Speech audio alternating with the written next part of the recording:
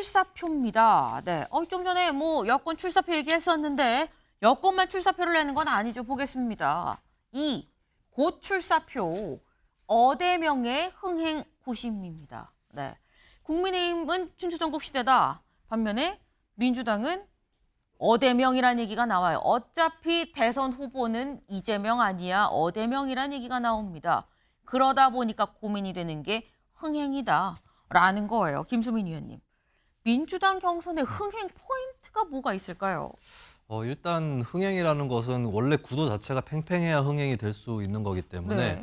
그 구도 자체가 바뀌지 않는 이상 어떤 설정이라든지 이벤트 이런 것으로 흥행을 만들 수는 없을 거다라고 보여져요. 결국에 흥행을 하기 위해서는 당에서 어떻게 해주느냐 이게 중요한 것이 아니라 네. 주자들이 어느 정도로 이재명 대표하고 격차를 좁히느냐 이런 문제가 될 것 같고 당장에서 사실 2위를 누가 할 거냐 뭐 이런 것들에서도 좀 궁금증이 있긴 합니다. 근데 이제 흥행을 하느냐 마느냐가 정당 입장에서 그렇게 중요한 것은 아닌 게 예전 대선에도 흥행이 오히려 더 부진했던 쪽이 본선에서 승리하는 경우가 몇 번 있었거든요. 제가 기억나는 것만 해도 97년 대선, 2012년 대선, 네. 2017년 대선 다 오히려 흥행 경쟁이라든지 이런 것들이 덜한 정당에서 본선에서 승리를 했습니다.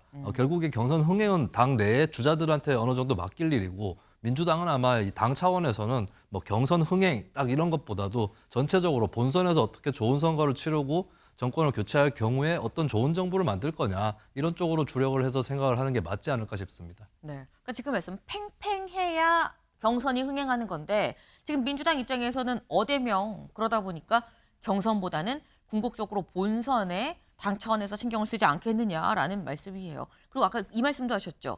1위 말고 그럼 2위를 누가 하느냐. 그게 또 관전 포인트라면 관전 포인트일 수 있다라고 말씀을 하셨는데 사실 주자들은 내가 왜 2위야 나 1위 하려고 지금 나온 건데라고 얘기를 할 수 있어요. 지금 이미 출사표를 오늘 던지는 사람도 있습니다. 볼까요? 김두관, 네. 민주 첫 타자는 김두관 오늘 출마 공식합니다. 당장 오늘 김두관 의원이 나 출마할 겁니다라고 얘기를 할 거라는 거죠. 더불어서 김부겸, 김동연, 김경수, 삼김도 이르면 이번 주에 출마 선언을 할 것 같다라는 거예요. 그런데 오늘 출마를 처음 출사표를 던지는 첫 타자 김두관 의원인데 출마 첫 타자 말고 불출마 선언 첫 타자도 있죠. 누구냐? 박용진 의원 전 의원입니다. 박용진 전 의원 어제 SNS에 글을 올렸어요. 저는 이번 대통령 선거에 출마하지 않겠습니다. 가장 두려운 건 이 오직 하나 흩어진 국민과 당원의 마음을 한데 모으지 못해서 내란 옹호 세력들한테 부활의 틈을 내주는 일. 그래서 힘을 모아야 합니다. 그래서 전 안 나가려 합니다라고 글을 올렸습니다. 네. 근데 사실 박용진 전 의원 최근에 이재명 대표의 발언, 뭐 이 검찰과 당내 일부가 좀 이 손을 잡은 거 아니냐라는 이런 얘기를 해서 논란이 됐을 때 그때 며칠 전에 이재명 대표를 만나고 와서 상황에서 이런 얘기를 했었거든요. 잠깐 들어보고 오실까요? 다시 매부쇼 발언이 있고 나서 나만 바보 됐나? 국민 붕절 이런 상황이 됐는데 네. 이거 어떻게 하지? 그러니까 이제 다시 조치하시고 해명하라라고 네. 얘기를 했는데 거기에 대한 마땅한 일이 없게 되면 세 번, 네 번 바보 될 수는 없는 거 아닌가. 네. 그때 박용진 전 의원이 뭐라고 했느냐. 약간 놀랐다라는 주제 얘기였었어요. 아니 나랑 만나서 총선 공천 그때 약간 미안했다라는 취지로 몇 번 사과를 했는데 그러고 난 다음에 아니 그때 당내와 검찰이 손을 잡았다라고 얘기한 거 이거 글쎄 세 번, 네 번 바보 될 수는 없는 거 아닌가라는 얘기를 했었는데 김광삼 변호사님. 네.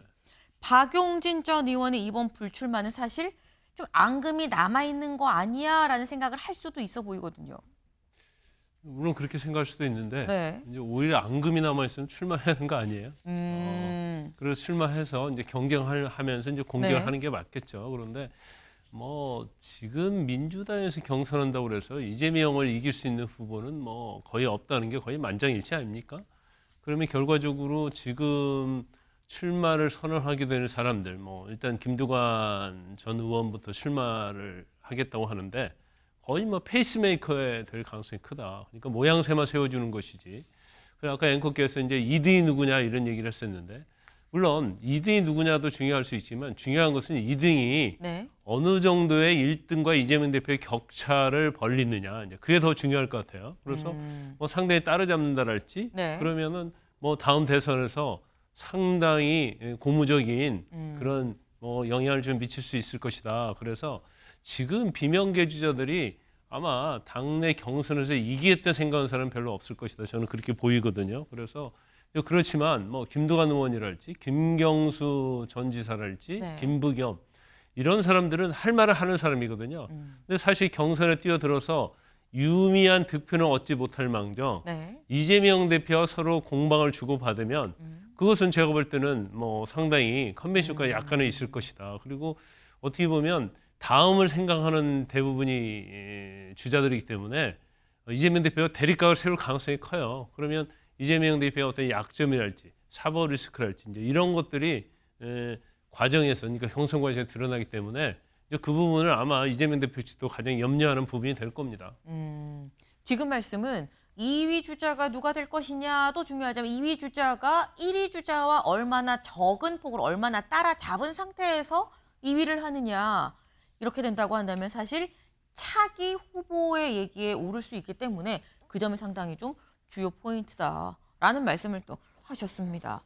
일단 이재명 대표 뭐 빠르면 뭐 9일 출사표를 낼 거다라는 뭐 명확한 날짜까지 지금 언급이 되고 있는 상황인데 이게 또 맞는지도 좀 봐야 될 것 같아요. 다음 키워드 같이 넘어가 볼까요?